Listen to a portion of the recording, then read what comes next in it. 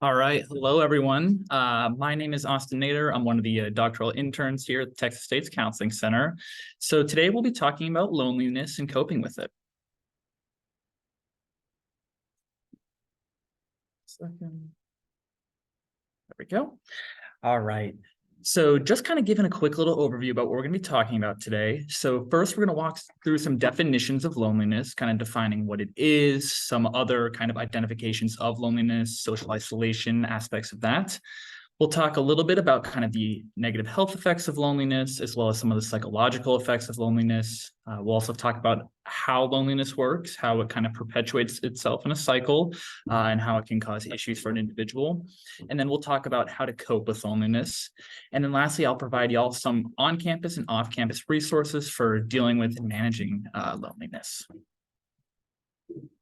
So in terms of defining loneliness, providing some kind of definitions. So the first area I want to talk about is what being alone means and aloneness.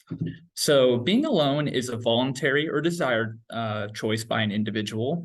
And so essentially what this is saying and what this is trying to get across is that individuals that are alone, they're doing this by choice. It's something that they want to do. It's a desired preference for them. And it's something that they can choose for themselves, as opposed to a lack of social relationships as they describe about it and talk about it. So being alone isn't inherently a bad thing. It's not a negative thing. In fact, it allows us a lot of times to kind of recharge, whether that be we've had a long day socially, we've had just a long, difficult day in the first place, just allowing us to kind of like catch back up. However, negative emotions or negative feelings might start to arise when an individual is alone, when they may be surrounded by those that have friends and family members. However, that aspect of loneliness, or excuse me, feeling alone is still apparent there. So again, feeling alone or lonely doesn't always equate to being alone. However, it does essentially mean at times that there's the perception of feeling alone and feeling lonely in theirs. So the next area I wanted to talk about is kind of definitionally social isolation.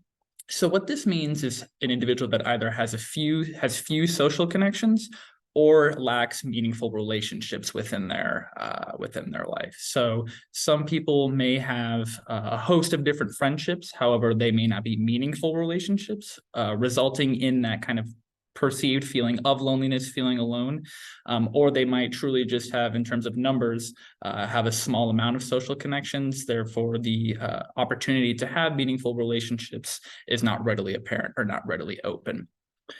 Regarding loneliness itself and kind of what that essentially means. So this is the perception of social isolation. So again, this is kind of all subjective for ourselves. It's how we're perceiving our social interactions and our social environment. And this can be something that's fleeting. It can be in the matter of days or a few hours, or it can be a long-term kind of chronic feeling of loneliness. And as we'll begin to talk about, it can lead to a host of negative health outcomes. So what does loneliness mean to you? So again, as I was saying, loneliness is subjective. And as I talk through today, I kind of want you to think about, how is loneliness apparent in your life? What does it feel like for you? Is it a sense of abandonment, feeling as if like, other people don't want you or don't desire you? Is it a feeling of emptiness, kind of feeling like there's a void within yourself? You're not getting those social interactions to fill up that self within you. Is it an aspect of feeling devoid of love, not feeling like you have a connection with other people there, especially those that can provide you with love and care? And then lastly, is it something like you're just longing for social contact, something that is going to give you some aspect of social competence and feeling happy with that? So something I want to stress is that it's always a unique experience. It's always specific to that individual, and there is no hard and fast roadmap for what makes an individual start to feel lonely or struggle with issues of loneliness. So many researchers have started to bring up the topic of the loneliness epidemic currently occurring within our society right now. So in terms of kind of the rates of loneliness and aspects and feelings of social isolation, these are rising among college students at the current moment. So in a report by the American College Health Association in 2021, they found that 53% of students have felt moderately to severely lonely within the past year, right? Which I think is a pretty staggering number. I mean, that's essentially indicating that over half of individuals within college are struggling with loneliness and social isolation. And so there might be a couple kind of major reasons or primary reasons for why that may be happening, especially today. So the first reason is just the increase kind of in social media and ways that we've kind of handled and worked with social media. So I kind of want you to think about yourself of individuals that are on Snapchat, Instagram, Twitter, or X now, as they may call it, right? Like you all see all of these different aspects of people talking, showing their life, showing how happy and content they are, showing kind of like, oh, these are all the positive things that's happening, right? But in reality, we don't really know what's behind maybe closed doors. A lot of times people are putting their kind of best foot forward there. However, that might lead us to begin starting to compare ourselves given our life circumstances and our kind of social interactions and social aspects. Are we living up to some of these maybe expectations that society has for us and what we're seeing on social media?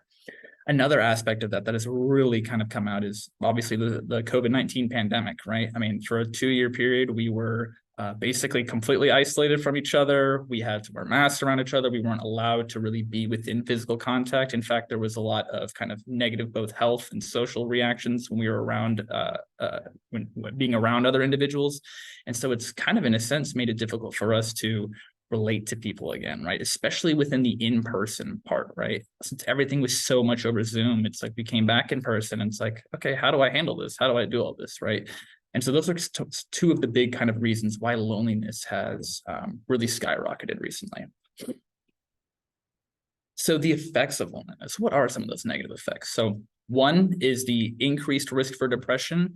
This may seem like a no-brainer for most people, right? If an individual is feeling lonely, they may begin to feel sad about themselves. They may begin to have negative cognitions or negative thoughts about themselves that make themselves feel bad, like, oh, I'm unlovable, people don't like me, there's nothing desirable about me, I'm awkward. A lot of those aspects that can be associated with loneliness, obviously increasing that risk for depression. Along with that, those that experience loneliness oftentimes report having poor sleep quality. So this may be things like not getting sleep at all or sleeping too much, or even just intermittently waking up and being unable to go back to sleep. And a lot of that can kind of be contributed as well to the depression or even anxiety that they feel about their social relationships or lack thereof. Another aspect is an impairment in executive functioning. And so essentially all that's saying is those that are experiencing loneliness are more likely to have issues with kind of following train of thoughts, focusing, whether that be in class or in person, talking to other individuals, just a lot of things that kind of our prefrontal cortex is in charge of controlling. Another aspect is there has been studies that show an accelerated cognitive decline. So, for example, those that experience loneliness are more likely to also develop dementia later on in their life at an earlier rate than those that haven't experienced loneliness, which again can kind of be linked to many of the aspects of impairing executive function and even depression. Along with that, other health concerns like cardiovascular issues, impaired immune system functioning. So not only is loneliness really affecting kind of our mental state, but it's also affecting how we relate physically and how we interact physically, or excuse me, how our physical body can kind of take care of itself as well. And surprising to me, even as I read this, but experiencing loneliness, especially chronic loneliness, is equivalent to smoking 15 cigarettes a day or having an alcohol use disorder, which I know sounds very shocking. It was very shocking for me, but a lot of that has to do with the negative physical health consequences of loneliness. And then obviously as a result, an increased risk for premature mortality. So essentially saying that you're more prone to pass away earlier than expected if you're experiencing loneliness. Unfortunately, continuing the negative aspects and the negative effects of loneliness, this is kind of how it relates to beginning harmful health behaviors or really enacting in that.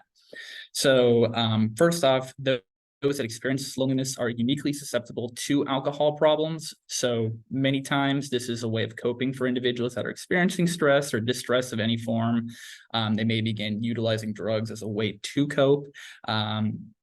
And obviously with loneliness being apparent and it being present, it makes it difficult in many respects to kind of cope with things and handle things, and alcohol use is kind of one of those ways of coping with it. Along with that, those that experience loneliness oftentimes also have a poor diet. So many studies have showed a tendency to eat fewer vegetables, eat a more balanced diet.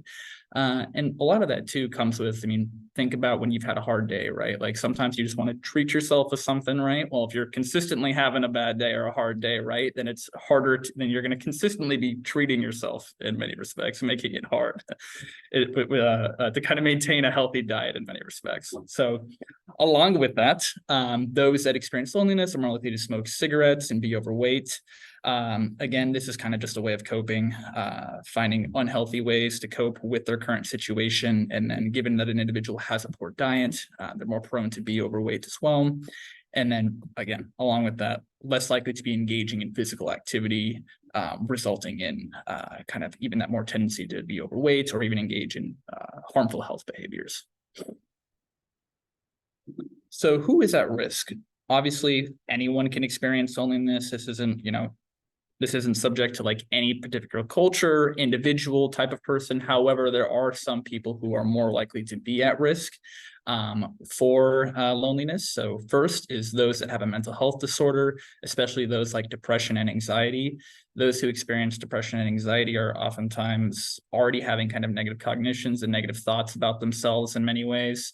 And so they're already kind of perceiving their world in a more negative outlook, including their own social relationships and their own social interactions, therefore kind of already more easily perceiving themselves to be lonely.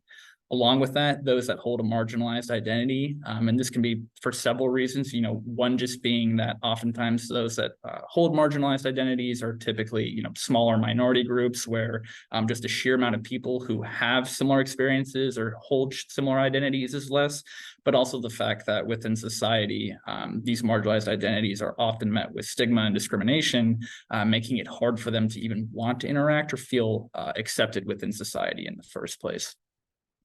Along with that, those that have a chronic disease or condition, as well as those that have a long-term disability. And this may be strictly because of the disease or disorder itself, making it difficult for the person to either be mobile, to do things like attend social events, as well as just the debilitating nature of some of these disorders as well.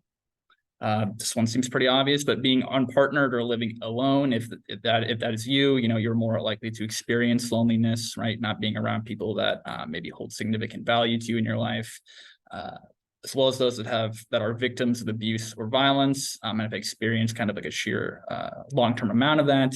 And then those that have experienced stress due to lack of resources. So for example, this might be individuals that come from maybe a lower SES or socioeconomic status background, right? A lot of times those individuals may need to be working more. They may need to be kind of skipping out on social interactions or social events in an attempt to make money and sustain life for themselves. So what I'm going to do is I'm just going to pause for a few minutes and let you all kind of look at this scale. So this is the UCLA loneliness scale.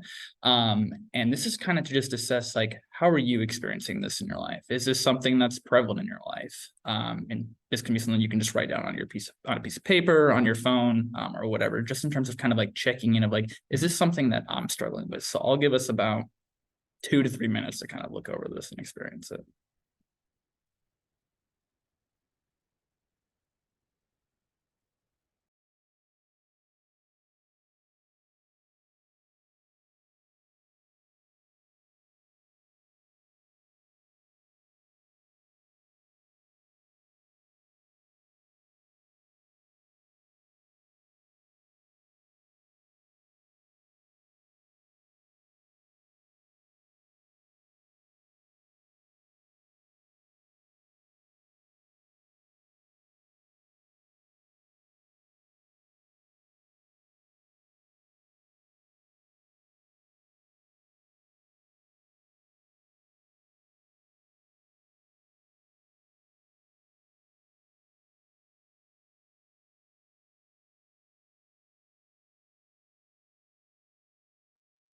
And I'm gonna give us about 1 more minute. So just giving y'all a heads up.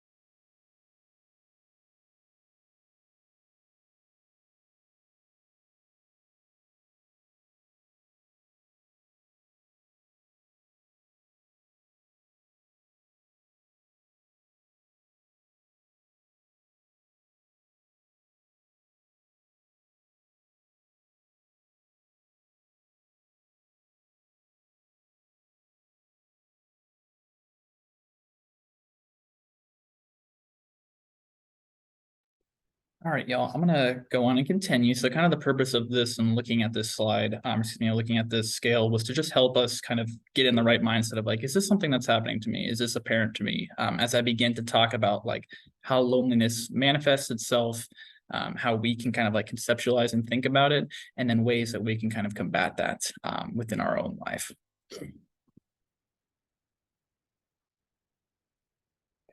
So how do we understand loneliness? So understanding loneliness from a cognitive behavioral perspective. So for those that don't know what cognitive behavioral is, it's essentially just saying our thoughts are related to our behaviors, which are related to our feelings, and then vice versa.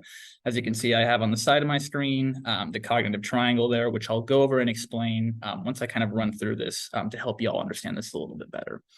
So just kind of starting off, an individual begins to perceive themselves as lonely or feeling some aspect of loneliness. So whether that be they're recognizing they don't have very many meaningful relationships, maybe they have a bunch of friendships, but again, they're not important to them. They're not helping them in any way. They're not giving them kind of like they're not meeting their needs or their values that they may have.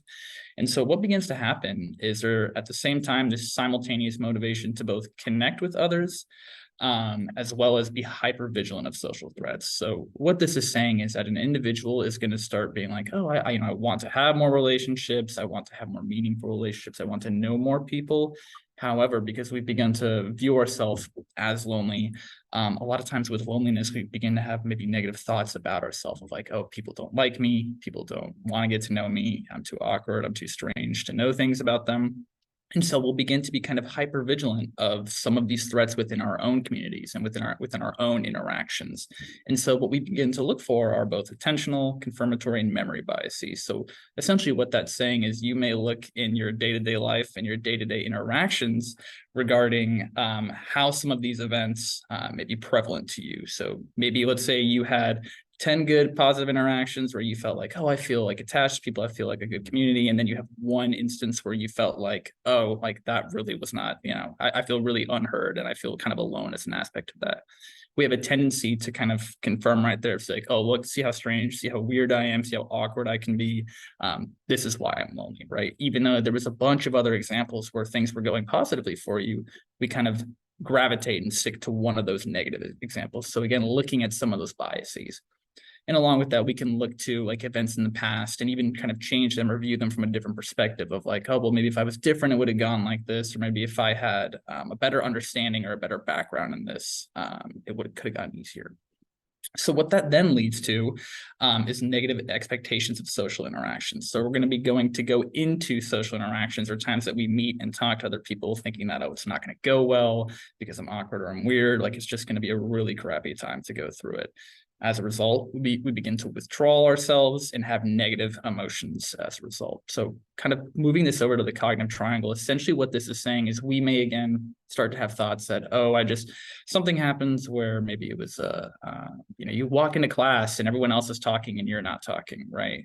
You don't have a person to kind of relate to or talk to. So you start to think like, I wish I had these people. There must be something wrong with me. Like, why don't I have relationships like that in the first place? So what happens? We maybe begin to kind of socially withdraw or physically withdraw. Maybe we're not talking as much. We might go home afterwards and kind of sulk and lay in our bed all day because we feel so crappy.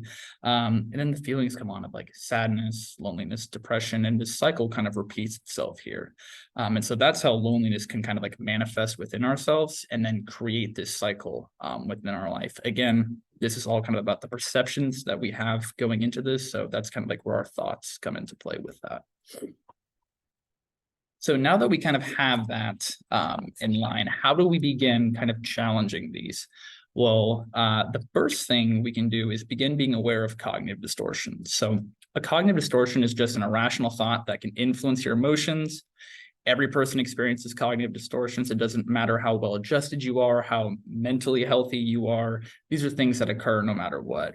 However, those that maybe experience it more often or to a more extreme way can oftentimes result in negative thinking patterns about ourselves and ultimately having mental health issues as a result of that.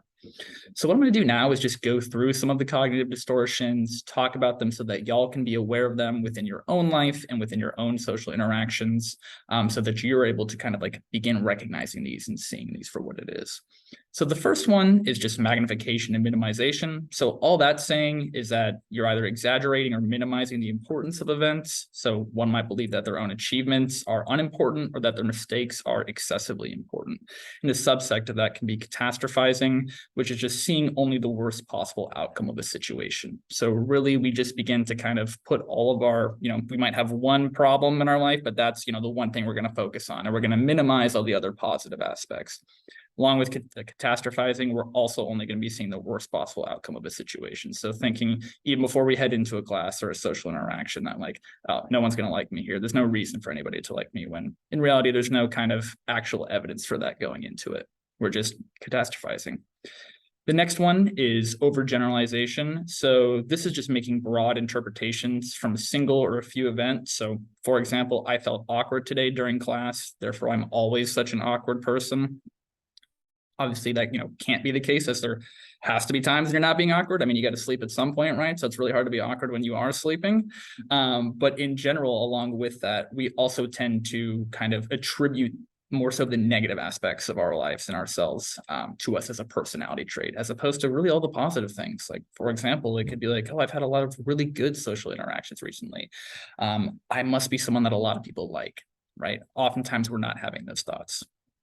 The next distortion is magical thinking. So this is just a belief that acts will influence unrelated situations. So for example, I'm such a nice person, people should like me, I should have more friends.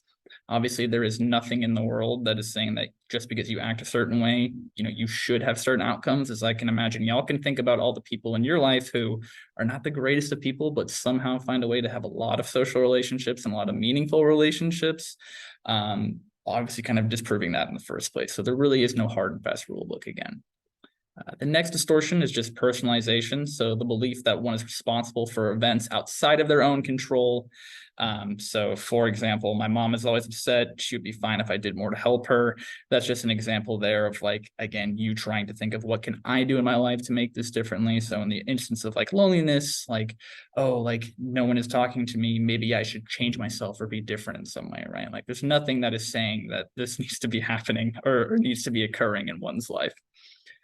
And the next cognitive distortion is jumping to conclusions. So kind of as it says, it's just interpreting the meaning of a situation with little or no evidence. And then the kind of two subsections of that are mind reading and fortune telling.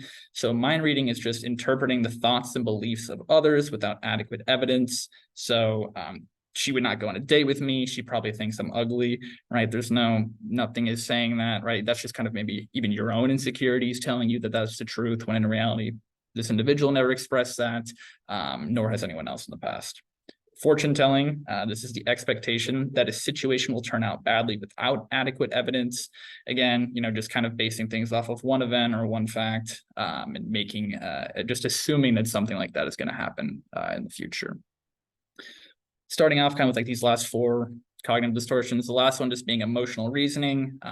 This just simply being because I feel a certain way, it must be true. Again, it's not the truth at all. Just because we're feeling something doesn't actually mean that that's what's happening. It's more so just kind of like our perception of what's occurring. Another individual may have experienced the same thing and felt a different way, and therefore not been having the same reactions. And so it's kind of always important to keep that in mind. The next one is just disqualifying the positive. So this is, again, only recognizing the negative aspects of something that's occurred and completely pushing aside or not recognizing or putting less importance on the positive aspects. The next distortion is should statement. So very simply, this is the belief that things should be a certain way. Again, kind of like with the magical thinking, like I'm a good person, therefore I should have friends, right? Again, there's nothing saying that anything should be a certain way.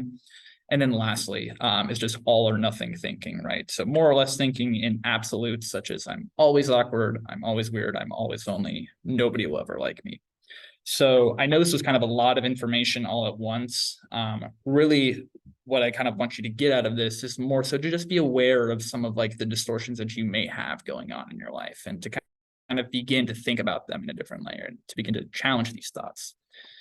So in starting to challenge some of our negative cognitions and our negative thoughts, there are kind of like 6 questions that you can ask yourself when these things do start occurring. First one just being, is there any substantial evidence for my thought? Right? Like, just because this is a thought doesn't mean it's absolutely true. Why don't I challenge it with some evidence that I may have? The second aspect, is there any evidence contrary to my thought? So again, kind of using like that evidence for and against technique. Like, does my thoughts have any weight to it, or am I just catastrophizing right now? Am I just engaging in some type of cognitive distortion here? Kind of similarly related to this, am I attempting to interpret the situation without all the evidence? Again, just kind of making assumptions about things or jumping to conclusions. The next one is one of my favorite. What would you say to a friend or acquaintance? I think a lot of times we tend to be super self-critical on ourselves, but yet when maybe someone else is experiencing the same thing or going through the same circumstances, they might, or you can rather provide them with more empathy and more compassion than you would yourself. So recognizing kind of that discrepancy there of like, why am I not providing myself the same grace that I may be with my friends or acquaintances? The next one, if I look at the situation positively, how is it different? And this isn't to say like, oh, like always be positive. Things can't be difficult. Things can't be hard. No, like they certainly can be. But the thing here is we have a tendency to look at things through a negative lens, or like kind of like a black and white lens in many respects, that we never really look at the situation as a positive aspect. So if anything, it can kind of show you that, oh, maybe the way I was looking through my situation was hyper negative. And maybe if I look at it super positively, it might not be the truth. Is there still a middle ground area? That's probably a more realistic explanation for what's occurring. And then lastly, just kind of putting this all into perspective. Will this matter a month from now, a year from now, 2 weeks from now, right? Or is this just a kind of a short-term fleeting thing? So one other thing in kind of like the area of like thoughts and challenging some of these cognitions is starting things like a thought record. So thought record's a very simple, very easy thing to do. Essentially what it's saying is when a situation occurs, thoughts and emotions and behaviors all occur along with it. And the aspect that we want to start changing is having an alternative thought as a result. So for example, the example I have on screen, the situation, everyone's busy, so I'm spending an evening alone with no plans. I begin to have thoughts that no one wants to hang out with me. I'm just wasting my life sitting here alone. Emotions might be things like depressed, sad, lonely, whatever might be coming up for you. And then the behavior is I stayed home all night and did nothing, just sat around having bad thoughts, right? I imagine if you're experiencing some feelings of loneliness, you've probably been in a situation like this where you can kind of put yourself in these shoes for when it's happened. But I think a lot of times we don't necessarily go and challenge the thought. We just kind of stick with those negative thoughts there. So an example of an alternate thought to this would be, I'm alone tonight, but everyone is alone from time to time, right? I can do whatever I want, kind of reframing that perspective and that moment, because this is a shared human experience, even though like people don't like to admit it, or like maybe on social media, it doesn't look like that. Everyone struggles with loneliness. And if they don't, they say they don't, then they're lying to you. The kind of next set of tools and ways to kind of cope with this is just mindfulness and grounding techniques. So I know mindfulness is something that's become a little bit more common, talked about a little more, and kind of accepted a little more also. So the first thing is just engaging in mindful thinking. So what this is allowing us to stay present in the moment and promoting acceptance. So this is just done by recognizing that when you start to have thoughts, feelings, engaging in behaviors, that at the end of the day, they're just thoughts, feelings, and behaviors, right? They don't necessarily hold a lot of weight to it. There isn't a lot of kind of effect that it can kind of have on us. And so when we start to recognize that, all you have to do is just acknowledge you're having some of these experiences and kind of redirect yourself right back into the present moment. And that can, it takes time to do that, admittedly, right? But it allows us to stay present in the moment, because if we're oftentimes thinking about the future, we find ourselves being anxious about things to come or things that we're not engaging in. If we're depressed, it's oftentimes going back and looking at, when we look back in the past, it begins to make us depressed, thinking about, oh, I wish this was still present. I wish I still had these relationships, right? Allowing us to stay in the present is the best way to kind of have low stress, have higher self-esteem, and experience less loneliness, because we're not living in time periods where we're not even there, right? Along with that, kind of engaging in mindful meditation within your own time. And I won't necessarily walk us through an exercise here, but this is something that you can do really at any point throughout your day. It doesn't have to be, I think, this stereotype where you've got to sit down in a dark room for multiple hours and meditate. No, this can be something that can be done for just a few minutes. And really all it takes is just either closing your eyes or kind of holding a soft gaze on something and just kind of being present with the exact moment that's in front of you. So whether that's your thoughts that are occurring, your bodily sensations, or even some of the emotions there, just recognizing they're present and then trying to return back to the present moment. And if that is something that you're more interested in, I'll provide some resources at the end for Kristen Neff, who is one of the kind of the self-compassion, self-care experts in the field. She has some guided meditations as well that I'll provide, and also, quite frankly, they're all available across YouTube as well. The next one is box breathing. So this allows us to calm the nervous system and reduce our stress. And without going into like an entire biology and physiology lesson, essentially there are two kind of major nervous systems that we have within our body, the the parasympathetic and the sympathetic. Parasympathetic allows us to control our rest and digest aspect of us. So really that's when we're calm, we're cool, and we're collected. The sympathetic nervous system is what's in charge of our fight, flight, or freeze response. So this might be something when this might pop up when something really stressful is happening, especially think back in the day when we were chasing lions, tigers, and bears, whatever we were doing out there, right? Like we wanted that sympathetic nervous system to be active because the stress and the cortisol, which is our stress hormone, and the adrenaline helped us to stay active here. Box breathing slows down our breathing and slows down our heart rate so that it allows us to go into the parasympathetic nervous system. Again, that rest and digest. Very simple thing to do. All you have to do is hold your breath, inhale for 4 seconds, hold that inhale for 4 seconds, exhale for 4 seconds, hold that exhale for 4 seconds. Very simple. You can do it anywhere. No one even has to know you're doing it, but can be a great way to calm yourself down. 2 other exercises that are really helpful when maybe feelings of loneliness kind of like really overcome you and you're stuck in your head about these things are some grounding exercises. So one is just called because I couldn't think of a better name, 5, 4, 3, 2, 1 grounding exercise. Very simple. All you have to do is look for 5 things in your environment. So name 5 different things in your environment. Name 4 things that you can hear, 3 things that you can feel, 2 things that you can smell, and 1 thing that you can taste. So what this does is it puts you kind of presently in your body, in the current space that you're at, allowing you to be mindful there. And then the last one is just the rainbow grounding. So all it is you just go through the colors of the rainbow and try to name things within your environment, within your room that start with some of the colors. So for example, if I say red, find something red that's within your room. Next is orange, find something orange that's within your room. It helps you stay present within the moment and kind of brings you back down to where you are as opposed to kind of living up in your head, struggling with those thoughts of loneliness. So some of the last couple of ways to kind of cope and handle with it is engaging in self-compassion. So for me to kind of talk about self-compassion, it's important that I talk about kind of the primary elements of self-compassion. So the first one is engaging in self-kindness as opposed to self-judgment. So self-kindness, kind of as it already, as it really sounds, is just being kind to ourselves, being caring to ourselves, being warm to ourselves when things are difficult. So when we're starting to feel lonely, when we're starting to feel sad about things, right? Like being in touch with that, noticing that, and kind of recognizing that it's okay that you're experiencing this and this is happening, as opposed to the other side of self-judgment where we start to blame ourselves for being lonely or shame ourselves for being lonely, of like, why are we not engaging in this? Why can't I be happy in my life? Why don't I have more friends, right? The second element is common humanity versus isolation. So essentially what this is saying is recognizing that the emotions that you're feeling, loneliness, all of that is a common experience that humans feel, right?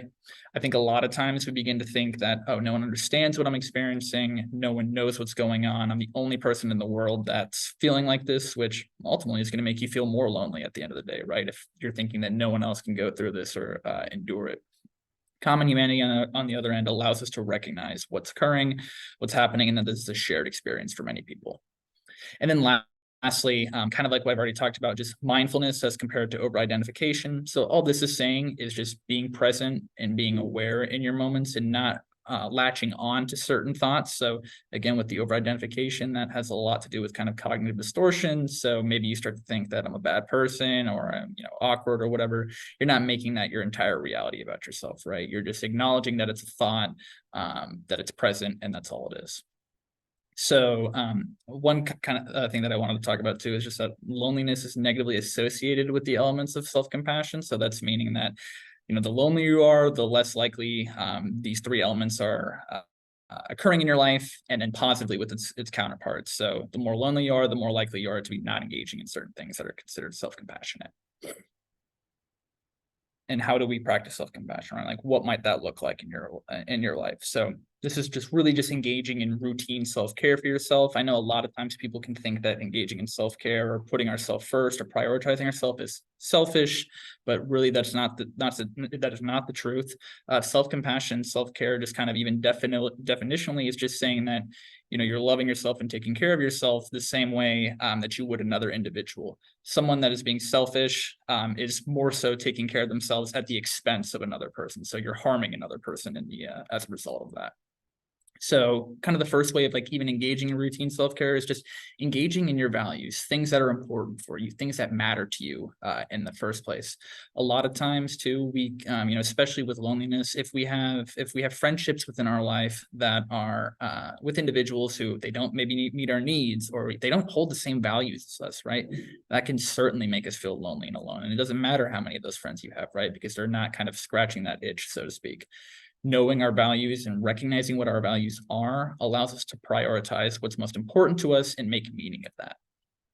Along with that, practicing self-compassion is also involved in kind of practicing good physical health for yourself. So this can be things like getting adequate sleep, right? So like, it's recommended 7 to 9 hours. I get it, y'all. You're in college. That's not a reality. Sometimes it's not, I'm not expecting you to immediately kind of change your sleep schedule after this, but like just something to be mindful of, like when you can get that sleep, get it, right? It's important for you. And kind of, you can even conceptualize this, I'm giving myself self-care. I'm taking care of myself right now. Exercise is another important thing. And I get it, exercise isn't always easily accessible for people. They might have busier schedules for others, but this doesn't have to mean you need to go out and, I don't know, run a half marathon immediately, right? Like it can just be something simple as like going on walks, stretching, just taking little breaks for yourself where you're physically moving yourself around. And then lastly, eating a balanced diet. Just also kind of like engaging in healthier diets for yourself, allowing yourself to kind of eat the foods that are nutritionally dense for you and nutritionally beneficial. And again, that isn't to say like you can't, have junk food or sweets or things like that, right? It's just, again, it's a balanced diet, right? Not a completely like, health freak type of diet, right? Where you're only eating, I don't know, no carbs or something, whatever like the fad diet is these days, something like that. The next section or the next aspect of practicing self-compassion is just emotional expression. So this is a really important area, as when we're not communicating our needs, we're not communicating our emotions, all that does is kind of build up inside ourselves and eventually explode. So think of it like, you're putting more air into a balloon. Eventually that's going to pop unless you're letting that air out, unless you're expressing yourself in certain ways. So this can be through communicating with the individuals that you do have in your life, whether that be acquaintances, friends, family members, individuals that you trust. So being open about this, and even being open about the fact that, hey, I'm struggling with feeling alone right now. I'm struggling with kind of finding or meeting people or knowing people. If you don't really at all have those people in your life, journaling is something that is excellent because you're at least able to get that out some way, somehow. And again, when I provide resources at the end, Dr. Kristen Neff, again, on her website, has a lot of great kind of journaling prompts about both self-care and loneliness. All right, so speaking of resources right here, first thing that I highly recommend is if you're feeling lonely, if you're struggling with feeling kind of connected at Texas State, join a student organization. There are a lot of different student organizations, and it might be a little difficult now kind of doing that, right, especially towards the end of the semester, but I mean the spring semester is going to start up real soon, and there's no better time to kind of engage in it then. As I've been talking about self-compassion exercises, there's a link on here for Kristen Neff's website where you can practice some of those. Here at Texas State, we offer also what's called Therapy Assistant Online, and this is no additional cost to you. It's has a whole bunch of other webinars on their site, including things like loneliness, kind of explaining it, talking about it as I did, and even providing a little bit more in-depth and detail about some of the things that they're talking about, as well as other things like test anxiety, relationship issues, kind of finding your own values, just a whole host of other things. Along with that, we offer self-help videos on the Counseling Center's website, which can be great to access as well. This something that we're talking about right here, I'm recording right now, is a self-help video, but there are other ones on other topics that are not just about loneliness. And then lastly, and this is particularly relevant for all of y'all that are watching this right now, we have a speed friending event tomorrow, Tuesday, November 14th from 6 to 8 p.m. in Georgia's LBJ Student Center. So this will be a great place for you to meet new people, meet people you've never met before, and really get yourself out of that comfort zone to kind of start to put yourself forward, get out of that loneliness aspect. And one last thing I'll share with y'all is, again, just a counseling center. So we offer therapy services. It's for a brief time limited model, meaning that we typically do services from about 1 semester to 2 semesters.